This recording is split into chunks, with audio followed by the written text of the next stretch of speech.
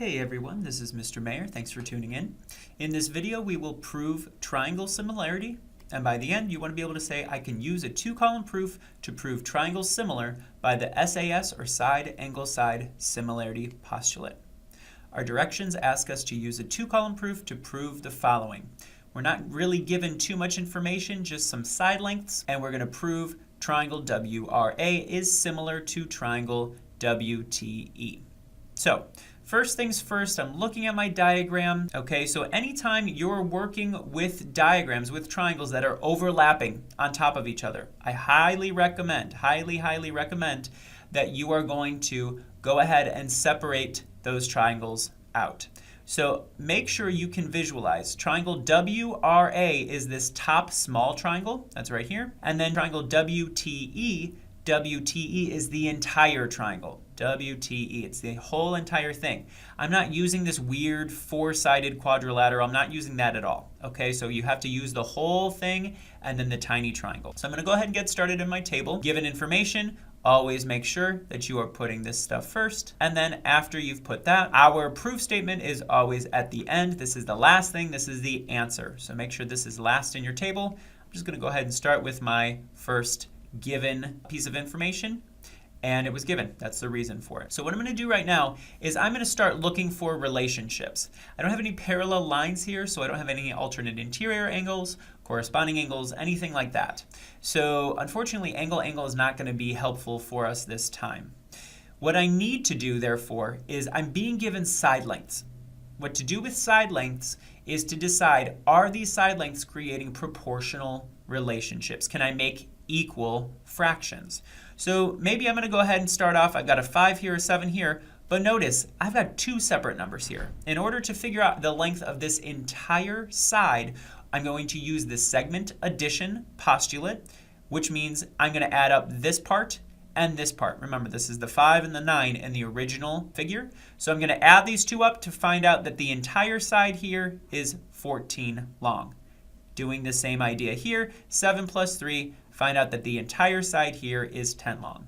So the first thing I want to ask myself is, well, how do I decide which way that these are going to look? Is the 5 going to go with the 14? Is the 7 going to go with the 10? So in order to decide that, what I'm going to do is set up some fractions. I want to know, is the first fraction, 5 going with 14, is that equal to the second fraction, 7 going with 10?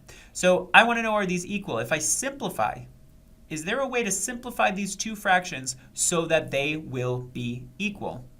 There's no number that divides into either of those. So unfortunately, this is not the way that I need to match these up. So I'm going to go ahead and restart that idea. Instead of matching the 5 with the 14, why don't we just go ahead and match the 5 with the 10? If I make my first fraction 5 over 10, I make my second fraction, 7 is going to go with the 14. Make sure you're putting them in the same order. If I put 5 on top, the 7 has to go on top because they stay in the same triangle. They're used in the same triangle. If I were to simplify these two fractions, can I divide these by a number that goes into both? Well, sure, both of these are divisible by 5. So this fraction is 1/2. Both of these are not divisible by 5, but they're both divisible by 7. If I divide both by 7, I also get 1/2. Hey, look at that. These two fractions are equal, which means this is a proportional relationship. This is exactly what I'm looking for to put in my table. I used a little bit of explanation here for the reason. I do have a proportional relationship, but basically what you're finding, this is given from the diagram. So if you just put given from the diagram, you are good to go. Now it's not enough to just say that the numbers are create equal fractions.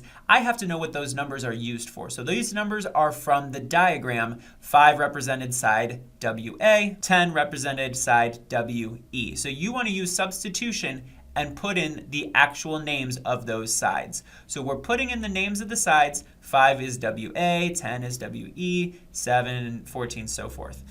The reason that I use that is I plug the numbers in the place of those, plug the side lengths names in the place of the numbers, and therefore that is called substitution. Anytime you plug stuff in, that is called substitution.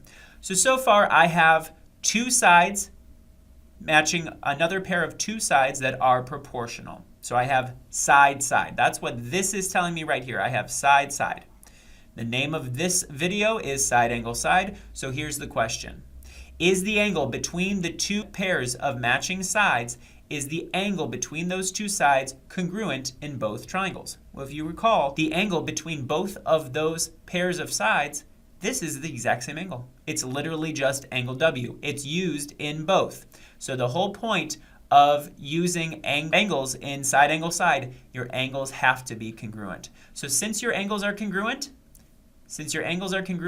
W is congruent to W. The reason for that is because anytime something equals itself, is congruent to itself, that is a reflexive property. It's an X, not reflective. Reflexive property, we use a congruent sign. It's reflexive property of congruence. And now we have that angle we were looking for. Does the angle fall in between the two pairs of sides? Is this angle between the two sides? It sure is. Is this angle between the two sides where the two sides touch? It sure is. So at this point, I know that I am using side angle side similarity postulate. And when I have side angle side similarity postulate, what that tells me is that I have similar triangles. Be sure to write the order as they asked for it in the beginning. So my two triangles are similar. Thank you guys for tuning in. Hope to see you soon.